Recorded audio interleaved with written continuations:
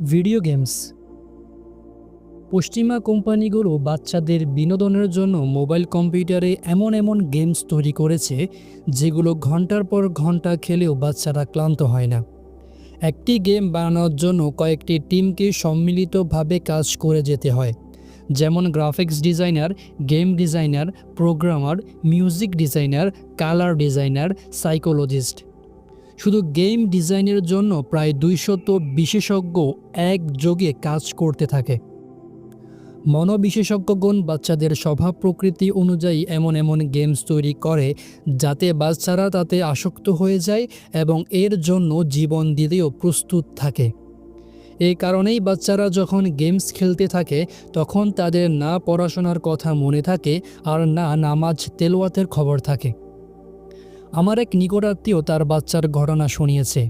সে এশার নামাজের পর গেমস খেলতে বসে এবং এক বসায় ফজর করে দেয়, অথচ গেমস খেলার সময় চোখ, মস্তিষ্ক এবং উভয় হাতই ব্যস্ত থাকে। তারপরও ঘন্টার পর ঘন্টা স্ক্রিনের সামনে কিভাবে বসে থাকে, সত্যি সত্যি বড় আজব লাগে। বাহ্যিকভাবে তো শুধু এইটুকু নজরে আসে যে বাচ্চা গেমসে আসক্ত হওয়ার ফলে তার সময় নষ্ট হচ্ছে, নামাজ ইবাদত থেকে উদাসীন থাকছে, কিন্তু গেমসের মিউজিকে যে অবচেতন বার্তা সংযুক্ত থাকে তা তো আর সাধারণ মানুষের জানা না কথা না। গেমসের মিউজিকগুলো এমন বিষ ভরা থাকে যার ফলে বাচ্চারা খুব দ্রুত দিন থেকে সরে যায়। যুবকদের জন্য যে গেমসগুলো বানানো হয় তাতে অর্ধনগ্ন নারীদের ছবি সংযুক্ত থাকে। কথা পরিষ্কার, বিজলি চমকালে বৃষ্টি তো বর্ষিত হবেই, আর এসবের পরিণাম তো ব্যভিচার পর্যন্ত পৌঁছবেই। গল্প এবং উপন্যাস। আজকাল প্রেম ভালোবাসার গল্প সংবলিত নতুন নতুন উপন্যাস লেখা হচ্ছে। পত্রপত্রিকা, ম্যাগাজিন পর্যন্ত এসব গল্প উপন্যাসে ভরা থাকে। 3 নারী 3 কাহিনী শিরোনামে এমন এমন গল্প লেখা হয়, যুবক যুবতীরা অত্যন্ত আগ্রহ উদ্দীপনার সাথে সেগুলো পড়তে থাকে। অনেকে তো নিজেই তেমন করা শুরু করে দেয়। যে সকল যুবক যুবতীদের সাথে প্রেম করতে পারে না তারা নির্জনে উপন্যাসের চরিত্রগুলো কল্পনা করে করে গুনাহে লিপ্ত হয়ে যায়। আর এসব গল্প উপন্যাস পড়ার ফলে চিন্তা ভাবনা দূষিত হয়ে যায়। বাহ্যিকভাবে নামাজ রোজা করলেও ভেতরে ভেতরে কল্পনায় রানীর ছবি সাজিয়ে ঘুরে বেড়ায়। নামাজে দাঁড়িয়েও সেই কল্পনাতেই বিভোর থাকে, কেমন যেন এক কল্পিত মূর্তির পূজা করে যাচ্ছে। পশ্চিমা বিশ্বে পর্নোগ্রাফির নামে সম্পূর্ণ উলঙ্গ নারীর ছবি ছাপানো হয়। যুবকদের আকৃষ্ট করার কাছ থেকে যুবতীদের বিশেষ অঙ্গগুলোর ছবি ধারণ করে সেগুলো ছাপানো হয়। এসব ছবি দেখা এতটা বিপদের কারণ হয়ে দাঁড়ায় যে কাম তাড়নার উত্তাল তরঙ্গে বৃদ্ধ ও যুবক হয়ে যায়। পাশ্চাত্যের এক দেশে এক দেহ ব্যবসায়ী পতিতাকে সেক্স চ্যাম্পিয়ন অভিহিত করে তার ছবি প্রকাশ করা হয়েছে। ঘোষণা করা হয়েছে তিনি পর্যায়ক্রমে 300 পুরুষের সাথে মিলিত হওয়ার বিশ্ব রেকর্ড করেছে। বিধর্মীরা ব্যভিচারকে ফুটবলের মতো খেলা মনে করতে শুরু করেছে। মাঠ তো ফাঁকাই আছে, যত খুশি গোল করো। পরিবার পরিকল্পনা। বর্তমান সময়ে পরিবার পরিকল্পনা নামে গৃহীত সরকারি কার্যক্রমগুলো নির্লজ্জতা ও বেহায়াপনা ছড়িয়ে পড়ার একটি বড় মাধ্যম। কল্যাণকামিতার নামে মূলত এটি সাম্রাজ্যবাদীদের একটি ষড়যন্ত্র, যা আমাদের উপর চাপিয়ে দেয়া হয়েছে। ফলাফল পরিণামের চিন্তা ভাবনা ছাড়াই মিডিয়ার মাধ্যমে জন্ম নিয়ন্ত্রণকে মানুষের মনোমস্তিষ্কে গেঁথে দেয়া হচ্ছে। একটু গভীরভাবে চিন্তা করলে দেখা যাবে এসব কার্যক্রম ধর্মীয়, চারিত্রিক, নৈতিক, সামাজিক ও অর্থনৈতিক দিক থেকে অত্যন্ত ক্ষতিকর, বড় হুমকির কারণ। কিন্তু আফসোসের বিষয় হচ্ছে বিজ্ঞাপন যুদ্ধের মাধ্যমে এগুলোকে কল্যাণকর হিসেবে দেখানো হচ্ছে। কবির ভাষায় সুস্থতার নাম উন্মাদনা, আর উন্মাদনাই সুস্থতা। যে চায় দেখাতে পারে স্বীয় সৌন্দর্যের কারিশমা। এসব প্রোগ্রামের সামাজিক কুপ্রভাবের কিছু সংক্ষিপ্ত বিবরণ এখানে পেশ করা হচ্ছে। শরঈ বিধানের বিরুদ্ধচারণ। 1. আল্লাহ তাআলা নারী পুরুষের মাঝে পারস্পরিক পরস্পরের প্রতি আকর্ষণ ও শারীরিক সম্পর্কের আগ্রহ এই জন্য সৃষ্টি করে দিয়েছেন যাতে পৃথিবীতে মানুষের বংশধারা অব্যাহত থাকে। অপরপক্ষে পরিবার পরিকল্পনার উদ্দেশ্য হচ্ছে নারী পুরুষ পরস্পরের দ্বারা কেবল জৈবিক স্বাদ লাভ করবে, যা প্রকৃতির নিয়মের সম্পূর্ণ বিপরীত। নবী করিম সাল্লাল্লাহু আলাইহি ওয়াসাল্লাম ইরশাদ করেন, প্রেমময়ী ও অধিক সন্তান প্রসবকারী নারীকে বিয়ে করো, কেননা আমি কিয়ামতের দিবসে অন্যান্য নবীদের সাথে তোমাদের সংখ্যাধিক্যের কারণে গর্ব করব। এসব পরিবার পরিকল্পনার ধ্বজাধারীরা নবীজি সাল্লাল্লাহু আলাইহি ওয়াসাল্লামের গর্বকে খর্ব করতে চায়। মানুষের বংশধারা অব্যাহত রাখতে আল্লাহ তাআলা মানুষের জন্ম মৃত্যুর মাঝে ভারসাম্য বজায় থাকার প্রাকৃতিক ধারা স্থাপন করে দিয়েছেন, আর এতে আল্লাহ তাআলার হিকমত নিহিত রয়েছে। আল্লাহ তাআলা যে প্রাণ দুনিয়ায় প্রেরণ করেন তা রিজিকের ব্যবস্থাও আল্লাহ তাআলাই করেন। এখন কেউ যদি এসব নিয়ে মাথা ঘামাতে থাকে যে এত সংখ্যক সন্তান নিতে হবে বা এত সংখ্যক নেওয়া যাবে না, সাথে সাথে জন্মহার হ্রাস করার নানা পরিকল্পনা তৈরি করতে থাকে, তাহলে এটি যেন নাউজুবিল্লাহ আল্লাহ তাআলার প্রভুত্বের অনধিকার অংশীদারত্ব দাবি প্রতিষ্ঠা করার চেষ্টার নামান্তর। এটি নিছক মূর্খতা এবং দুর্বল ইমানের পরিচায়ক। জন্ম নিয়ন্ত্রণের কোনো জায়েজ পদ্ধতিও কেবল তখনই অবলম্বনের অনুমতি রয়েছে যখন মায়ের স্বাস্থ্যহানির ঝুঁকি থাকে। মায়ের সুস্থতা নিশ্চিত করতে জন্ম নিয়ন্ত্রণের কোনো জায়েজ পদ্ধতি অবলম্বন করা জায়েজ আছে। মনে রাখতে হবে, এর দ্বারা কেবল একজনের জীবন বাঁচানোর উদ্দেশ্য, জন্মহার কমানো কখনো উদ্দেশ্য হতে পারে না। সাংস্কৃতিক কুপ্রভাব। পরিবার পরিকল্পনা ও এর কার্যক্রম বাস্তবায়নের লক্ষ্যে রেডিও, টেলিভিশন, পত্রপত্রিকা এবং অন্যান্য প্রচার মাধ্যমের সাহায্যে জন্ম নিয়ন্ত্রণের প্রতি উদ্বুদ্ধ করতে গিয়ে নারী পুরুষের মধ্যকার শারীরিক সম্পর্কের এমন সব বিষয় খোলামেলা প্রচার করা হয় যা প্রকাশ করাকে পূর্বে আমাদের সমাজে লজ্জাজনক মনে করা হতো, কিন্তু আজকাল এসব আলোচনাকে ততটা লজ্জাজনক মনে করা হয় না, বরং দিন দিন এগুলো আমাদের সংস্কৃতিতে মিশে যাচ্ছে। ফার্মেসি, জেনারেল স্টোর, মার্কেট ও অন্যান্য পাবলিক প্লেসে জন্ম নিয়ন্ত্রণ পিল ও এর অন্যান্য জিনিসপত্র বড় আকর্ষণীয় করে সাজিয়ে রাখা হয়, যার ফলে এগুলো বড়দের পাশাপাশি ছোট বাচ্চাদেরও নজরে পড়ে।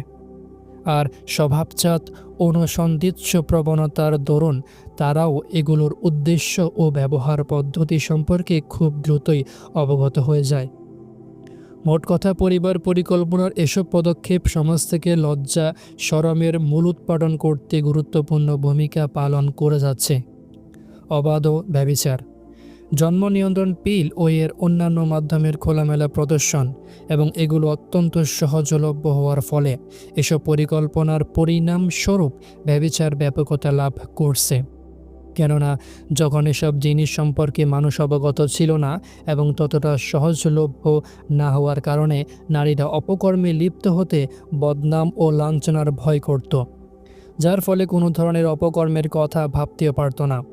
কিন্তু জন্ম নিয়ন্ত্রণ পিল পদ্ধতি ও অন্যান্য জিনিসপত্র অতি সহজেই পাওয়া যাওয়ার কারণে অপকর্মে লিপ্ত হওয়ার ক্ষেত্রে মানসম্মানের যে ভয় ছিল তা দূর হয়ে গেছে।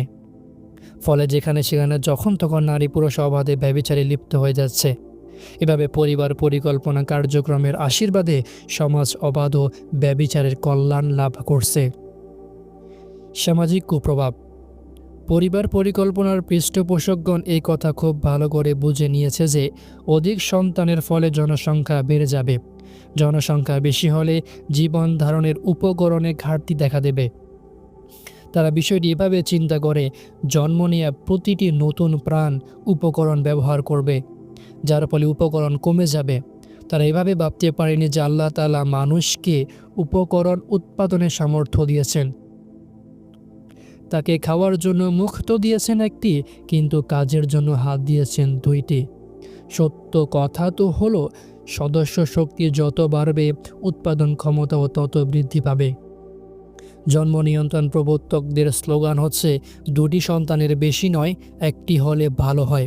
সুস্থ বিবেকে যদি চিন্তা করা যায় তাহলে বোঝা যায় সবাই যদি এই স্লোগান অনুযায়ী আমল করে তাহলে এক প্রজন্ম পরেই পৃথিবীর যুবকের সংখ্যা কমে যাবে এবং বৃদ্ধের সংখ্যা বেড়ে যাবে।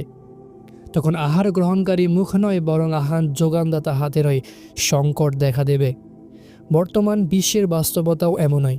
যেসব দেশে জন্ম নিয়ন্ত্রণের হার অধিক তাদের জনশক্তি হ্রাস পাচ্ছে, যার ফলে জনশক্তির ঘাটতি পূরণের জন্য তাদেরকে অন্য দেশের দ্বারস্থ হতে যাচ্ছে। স্বাস্থ্যের উপর কুপ্রভাব। পরিবার পরিকল্পনার সফল বাস্তবায়নের জন্য যত পদ্ধতি ও মেডিসিন প্রয়োগ করা হয় এবং জন্ম সক্ষমতা বিনাশের যে অপারেশন করা হয় এর সবগুলোই শারীরিক স্বাস্থ্যের জন্য মারাত্মক ক্ষতিকর। একটি কমন সমস্যা হচ্ছে এসব অবলম্বনের ফলে শরীরে নানা রকমের ব্যথা বেদনা জন্ম দেয়, যা খুবই কষ্টদায়ক পীড়া। কখনো কখনো অবস্থা এত খারাপ আকার ধারণ করে যে মৃত্যু পর্যন্ত গড়িয়ে যায়। জি হ্যাঁ, এই সবই নিজের কৃতকর্মের ফল। উপরে উল্লিখিত আলোচনার সারমর্ম হল পরিবার পরিকল্পনা ও জন্ম নিয়ন্ত্রণ সরাসরি আল্লাহ তাআলার বিধান বিরোধী। এর দ্বারা লাভের পরিবর্তে নির্লজ্জতা ও ব্যভিচার ব্যাপকভাবে ছড়িয়ে পড়ছে এবং বহুবিধ ক্ষতি সাধন হচ্ছে। শরীয়তে মুহাম্মদী ও উপকরণের নিষেধাজ্ঞা। শরীয়তে মুহাম্মদের বৈশিষ্ট্য ও সৌন্দর্য দেখুন। সমাজ থেকে নির্লজ্জতা ও অশ্লীলতা দূর করতে চেয়েছে। তো শুধু ব্যভিচারকে হারাম করেনি বরং তার উপায় উপকরণের উপরও নিষেধাজ্ঞা আরোপ করেছে। কথায় বলে বাঁশও থাকবে না তো বাঁশিও আর বাজবে না। যে গন্তব্য যেতে মানা তার পথ কেন জানা। তাই প্রত্যেক এমন জিনিস যার দ্বারা ব্যভিচারে জড়িয়ে যাওয়ার আশঙ্কা আছে শরীয়তে তা নিষিদ্ধ করা হয়েছে। এখানে কিছু দৃষ্টান্ত পেশ করা হলো। 1. নারীদের নাম। ফুকাহায়ে কেরাম পরপুরুষের সামনে নারীর নাম প্রকাশ না করাকে অপছন্দ করেছেন। প্রয়োজনবশত বলতে হলে উম্মে হাবিব, সাইফের সহধর্মিণী, অধমের স্ত্রী, বিনতে আহমাদ বা মাহরাম পুরুষের সম্বন্ধ অনুযায়ী এ ধরনের কোনো উপনাম ব্যবহার করবে। তবে পরিচয়পত্র, পাসপোর্ট বা এই ধরনের ক্ষেত্রগুলোতে নিজের আসল নাম লিখবে, কেননা নারীদের নামেও আকর্ষণ থাকে। হতে পারে আমির নামের কোনো যুবকের সাথে আমিরা নাম্নী কোনো যুবতীর দেখা হলো, তো নামের মিলের কারণে পরস্পরের মধ্যে ভাব জমে গেল। নারীর স্বর। নারীরা নিজেদের ঘরে আস্তে কথা বলার অভ্যাস করবে। নারীদের জন্য এতটুকু আওয়াজ করে কথা বলার অনুমতি নেই, যার কারণে অযথায় তার কণ্ঠস্বর পরপুরুষ পর্যন্ত পৌঁছে যায়। এই কারণেই জামাতে নামাজের সময় ইমাম সাহেবের ভুল হলে নারীর জন্য সুবহানাল্লাহ, আল্লাহু আকবার বা এই ধরনের কোনো তাকবীর বলে সংশোধনের অবকাশ নেই, বরং তারা এক হাতের উপর অপর হাত দ্বারা আঘাত করে শব্দের মাধ্যমে ভুলের দিকে ইমাম সাহেবের মনোযোগ আকর্ষণ করবে। কিছু ফুকাহায়ে কেরাম তো নারীর স্বরকেও সতরের মধ্যে গণ্য করেছেন। তবে অধিকাংশের অভিমত হলো নারীর স্বর সতরের অন্তর্ভুক্ত নয়। তবে অপ্রয়োজনে বা মাধুর্যপূর্ণ ভঙ্গিতে পরপুরুষকে শোনানোর অনুমতিও নেই। নারীর কথায় কোমলতা না থাকা। নারীরা পর্দার আড়াল থেকে কথা বলার সময়ও স্বরে মাধুর্য ও আকর্ষণ সৃষ্টি হতে দেবে না, বরং রুক্ষ ও কর্কশ উচ্চারণে কথা বলবে, যাতে করে যার অন্তরে ব্যাধি রয়েছে সে কুবাসনা করতে না পারে। আল্লাহ তাআলা ইরশাদ করেন, يا نساء النبي لستن كأحد من النساء إن اتقيتن فلا تخضعن بالقول فيطمع الذي في قلبه مرض وقلن قولا معروفا। কোমল ও আকর্ষণীয় ভঙ্গিতে কথা বলো না, ফলে যার অন্তরে ব্যাধি রয়েছে সে কুবাসনা করবে, আর তোমরা ন্যায়সঙ্গতই কথা বলবে। সূরা আহজাব। নারীরা স্বীয় স্বামীর সঙ্গে যেমন কোমল, মাধুর্যপূর্ণ ও আকর্ষণীয় ভঙ্গিতে কথা বলে তা কেবল স্বামীর জন্যই নির্ধারিত। পরপুরুষের সাথে এভাবে কথা বলতে পারবে না। পরপুরুষের সঙ্গে কথা বলার সময় রুক্ষ স্বর ও কর্কশ ভাষায় কথা বলবে। ইনিয়ে বিনিয়ে, ঠোঁট চিবিয়ে এমন আকর্ষণীয় ভঙ্গিতে কখনো কথা বলা যাবে না, যার ফলে পরপুরুষের প্রবৃত্তিতে উত্তেজনা জেগে ওঠে। এভাবে কথা বলা থেকে পুরোপুরি বেঁচে থাকতে হবে।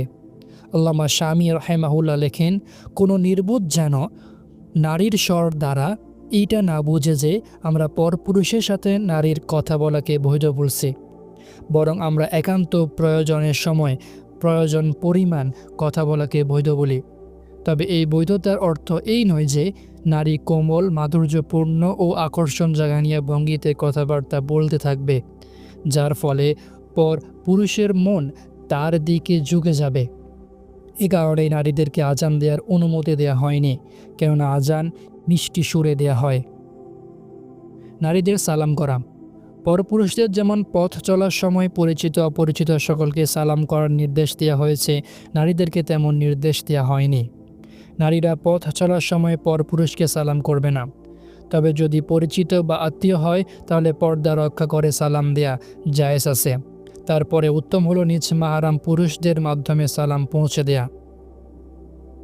নারীর উচ্ছিষ্ট পানি।